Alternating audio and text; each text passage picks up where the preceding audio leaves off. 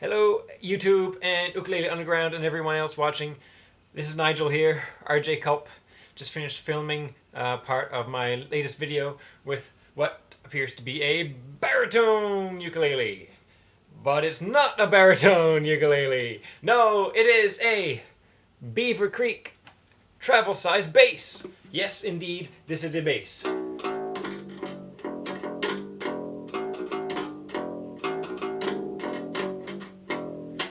It is made by Beaver Creek, which is owned by D'Addario. Travel size acoustic bass, 22-inch scale length, acoustic and electric,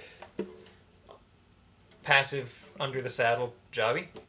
I'm not too good at doing these reviews. I've never done one before. The only reason I'm doing this one is because I've never seen a bass like this elsewhere, and I think maybe some of you have never seen a bass like this, and I'm just making you guys aware of it. That's really the whole point of this review.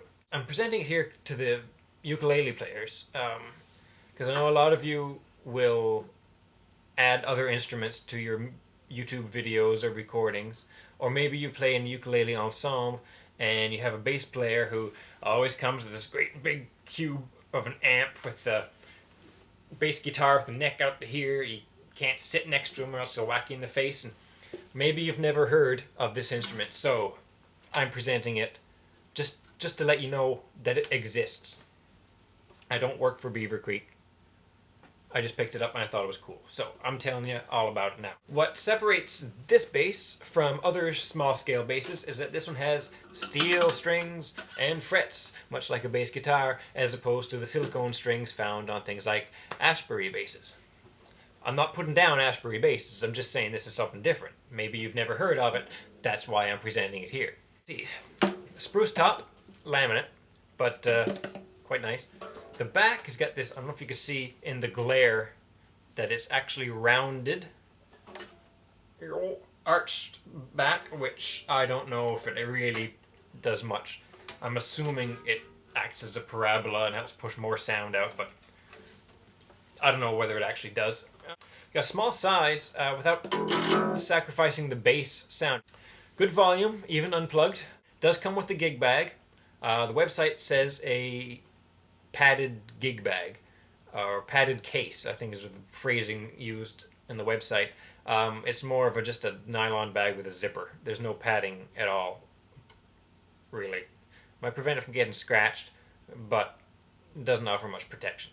The finish on it is fantastic, flawless, nice and shiny. Got a few fingerprints on it now. Front, back, everything's nice and smooth. The only flaw in the finish, really, I guess it isn't flawless then, is it's a little gungy around where the fingerboard meets the body, but that's pretty minor. You gotta look pretty closely to see it. Otherwise, superb construction. There are no cracks or gaps or anything. The frets need to be dressed on this instrument. It wasn't done at the music store. I can do that with a little file and some sandpaper, or my local music guys might be able to take care of that for me. The action is good.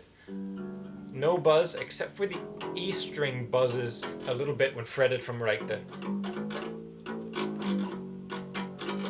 2nd to 5th fret. I fixed it a little bit by pulling the E string out of the little groove it was in, up on the bridge a little higher, and that just lifted it up.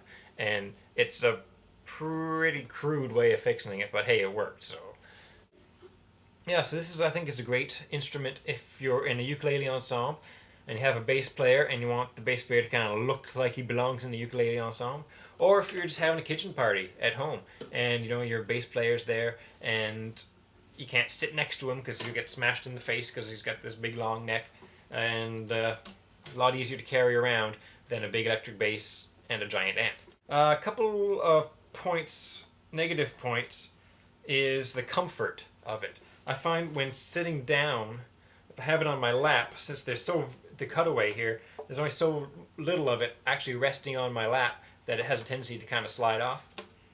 And also, while standing up with a strap, since the body is so small and light, and this is regular occurrence with basses, the headstock is so heavy it just hangs down like this. So you still have to hold it up, usually with an arm pushing down here, so that it'll stay up because of the lightweight body and the heavy neck. The tuning is very, very touchy. Just a tiny, tiny tweak of the tuning keys will send your tuner all over the map. That's just because it's a short scale. Ukulele players know this. Anything with the shorter the scale, the more touchy your tuners are going to be, and it's particularly touchy with this instrument. The intonation is close. The saddle isn't compensated. It is mounted at a bit of an angle, but at the 12th fret, everything's a little bit sharp. It's not too bad unless you play up maybe past the 5th or 7th fret. It's not too bad. Also, because of the short scale length, it's really easy to bend notes. And actually just pressing down hard, not even bending, I'm just pushing down, it tends to bend the notes. So you can't be too aggressive with your left hand playing. Just use just enough pressure to fret the note. Don't push too hard, everything will go sharp. Okay, that's all I really have to say about the Beaver Creek travel bass, or I'm going to call it a bass ukulele. It is a couple inches larger than a baritone, so if it's a little bigger than the baritone, naturally it's got to be a bass ukulele. So that's what I'm going to call it. Now to finish up, I'm going to hold a little bit of a competition. There's no prizes, just bragging rights. I'm going to play a few bass lines. If you recognize the song, leave a comment down below. Please only one comment per person, that way we can give other people a chance to guess at the other entries as well. I'm going to start them off easy to hard and see if you can guess what these are. Number 1.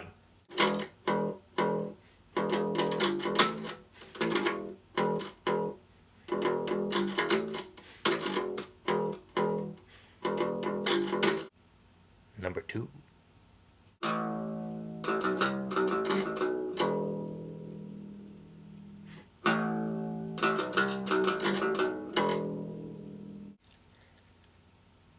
Number 3.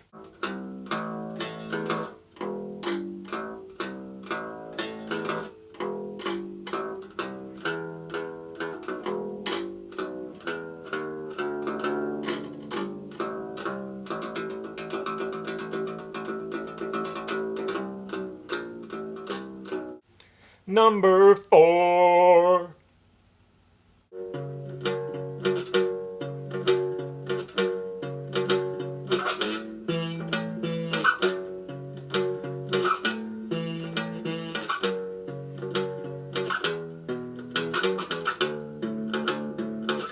Number 5. Jazz hands.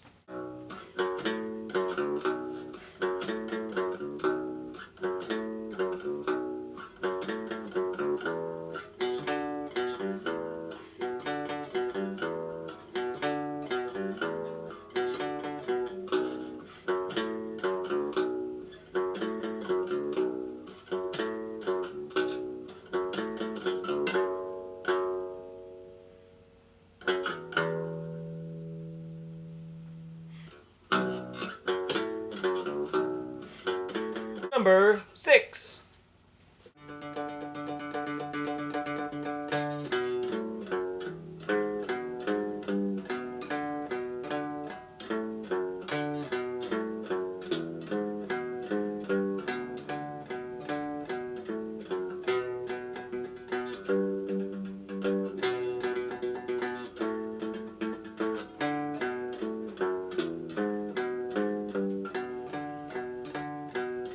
Alright, leave your guesses as a comment. Again, one entry per person, that way at least 6 people can get some sort of bragging rights to knowing some geeky bassline.